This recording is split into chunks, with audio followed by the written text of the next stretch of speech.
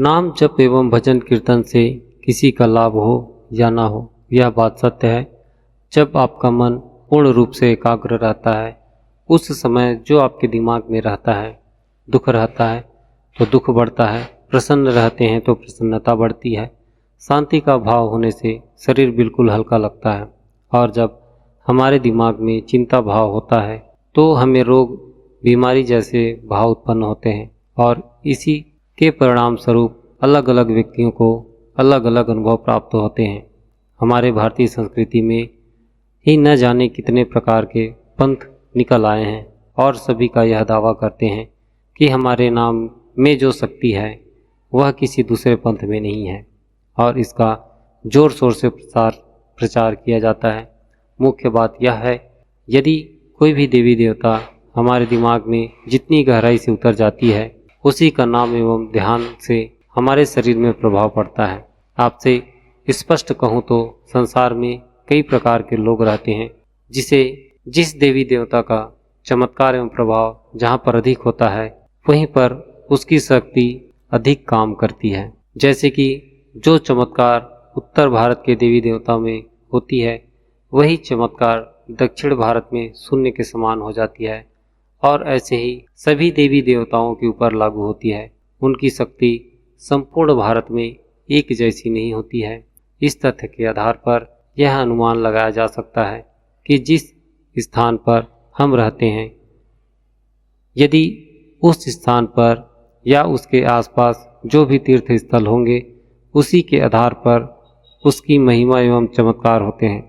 कहने का अर्थ यह है, तंत्र क्रिया के लिए सबसे श्रेष्ठ स्थान जो माना गया है वह शमशान घाट है, और दूसरा कोलकाता की कामाख्या मंदिर। रणछोड़ भगवान गुजरात में प्रसिद्ध हैं, विट्ठल भगवान महाराष्ट्र में प्रसिद्ध हैं, वृंदावन में राधा कृष्ण प्रसिद्ध है।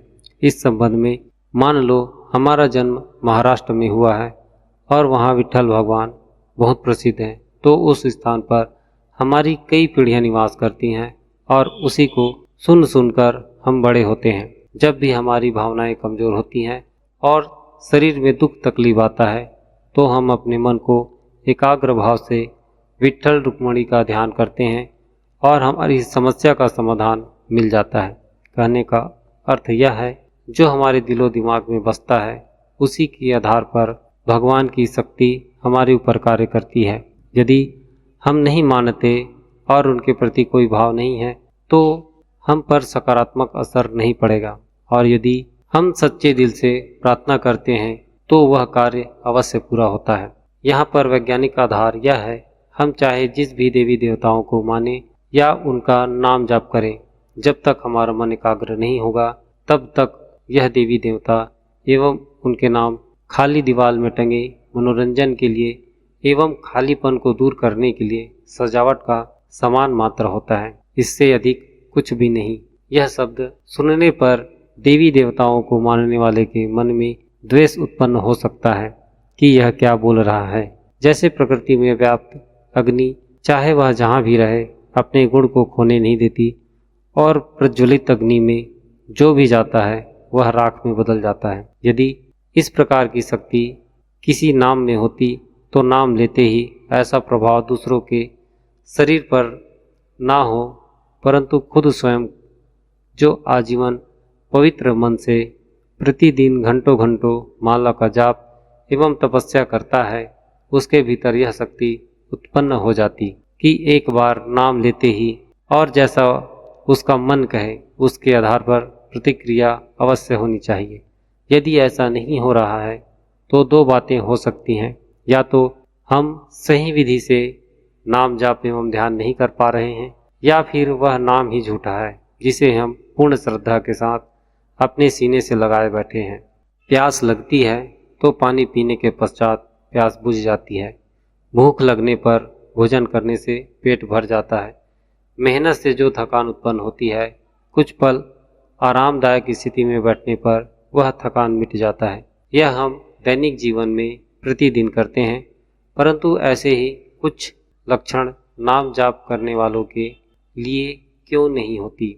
बस हमारी मानसिकता यह होती है कि हम आध्यात्मिक भाव वाले लोग हैं, और ईश्वर की कृपा हम पर बनी है और वह ईश्वर की कल्पना हम उनके प्रति जितने जीवनी पुस्तक ग्रंथ पढ़ते हैं उसी के आधार पर एक प्रतिमूर्ति हमारे दिमाग में बसती है और इससे आगे कुछ भी नहीं। ऐसी ही कल्पना एक कामी पुरुष को पहली दफा स्त्री को देखने से होती है और उसे पाने के लिए जी तोड़ मेहनत करता है और वह एक समय आता है कि वह अपनी इच्छा को पूर्ण भी कर लेता है। इसके पश्चात जो भी घटना घटे वह अलग बात है।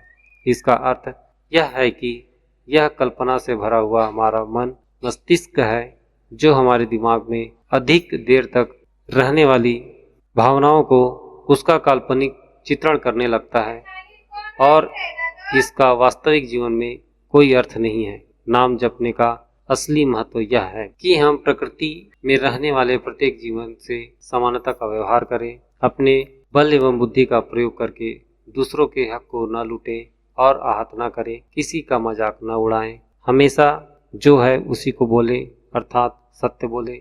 जितना प्रेम आप अपने पुत्र एवं पत्नी से करते हैं उतना ही प्रेम भाव सबके प्रति होना चाहिए। जिस प्रकार माता पिता के लिए उसके सभी पुत्र एक समान होते हैं वैसा ही भाव हमें भी रखना चाहिए।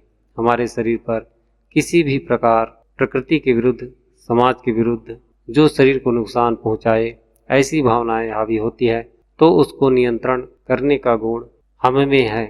तो जो महिमा नाम जप करने से बताई जाती है उसका वास्तविक फल ऐसे व्यवहार करने से आपके जीवन में आएगी। आप मेरी बातों को ना ही एक सिरे से खारिज करें और न ही स्वीकार करें।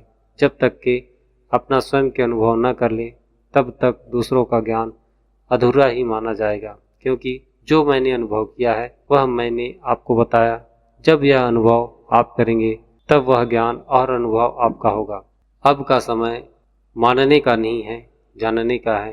बिना तर्क वितर्क किए सच्चाई सामने नहीं आती है। दूध से दही बनता है और दूध को जब तक मथा ना जाए तब तक उसमें से मक्खन नहीं निकलता और मक्खन को जब तक आग में नहीं जलाया जाता है तब तक उसमें से घी नहीं निकलता। जब तक आप दोनों पक्षों को स्पष्ट रूप से निष्पक्ष भाव से न देखेंगे तब तक आप वास्तविकता से दूर ही रहेंगे। आज के लिए बस इतना ही। जानकारी अच्छी लगे तो अनुसरण करें और दूसरों को भी बताएं, लाइक करें, कमेंट करें और हमसे जुड़े रहने के लिए अवश्य ही सब्सक्राइब करें। हमारी सुरक्षा हमसे अधिक कोई और नहीं कर सकता, इसलिए सतर्क रहें, जागरूक बने और अपनी सुरक्षा की जिम्मेदारी स्वयं लें। परिस्थितियाँ बिगड़ने पर कोई भी हमारा साथ नहीं देती है, इसलिए खुद पर भरोसा करना सीखें और अपना आत्मविश्वास बढ़ाएं। अपनी अच्छाइयों को पहचानें और उसी के आधार पर अपना जीवन का हर निर्णय लें। परमपिता परमेश्वर आप सबको सुख शांति प्रदान करें। धन्यवाद।